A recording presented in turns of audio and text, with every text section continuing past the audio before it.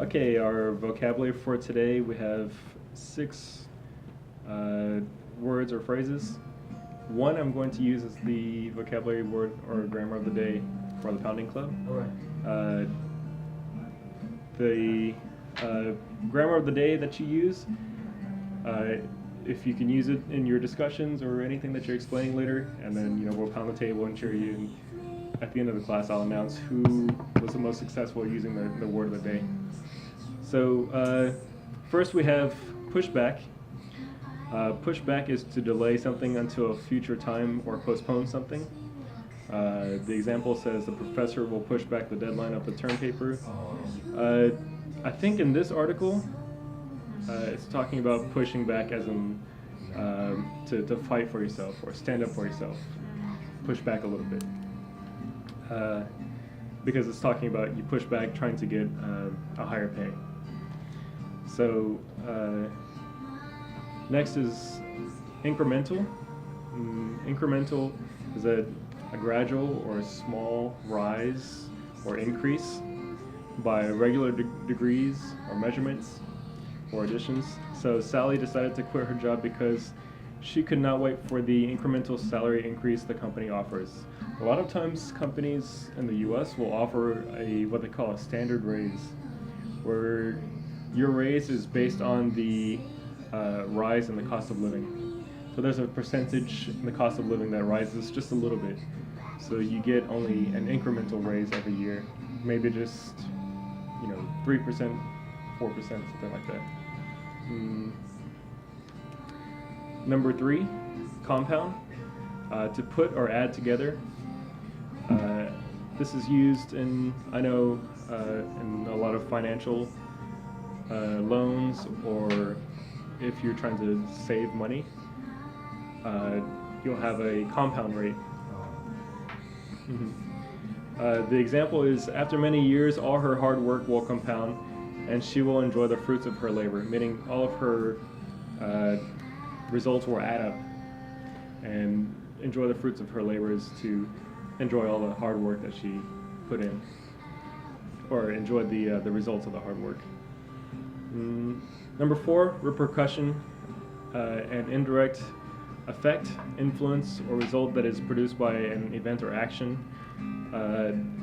A lot of things that you do can have a repercussion down the line or in your future.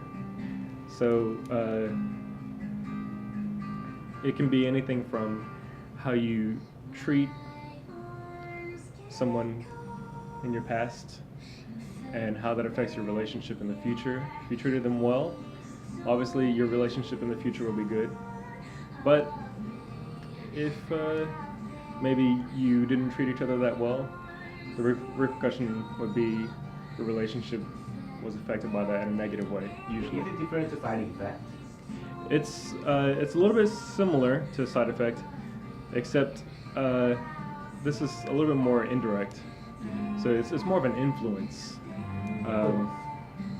I think a very funny example, or a fun example, would be like Back to the Future, the movie, because he goes back, and so the little actions that he can do in the past will affect his future, or maybe influence his future. Yeah. So in the script, the repercussions. I mean, that has repercussions down the line. Yeah. So this combination really. Yeah, repercussions down the line is used very often, especially if you're watching the news or watching anything about politics.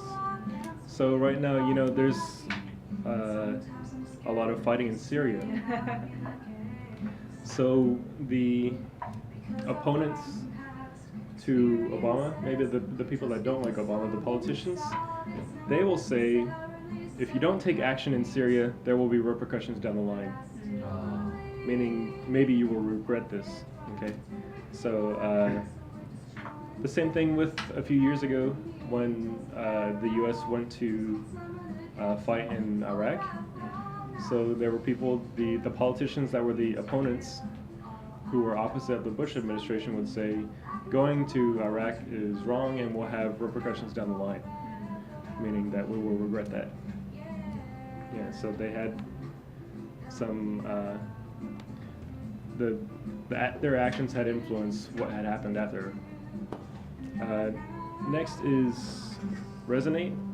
Resonate is the word that I choose as the grammar of the day.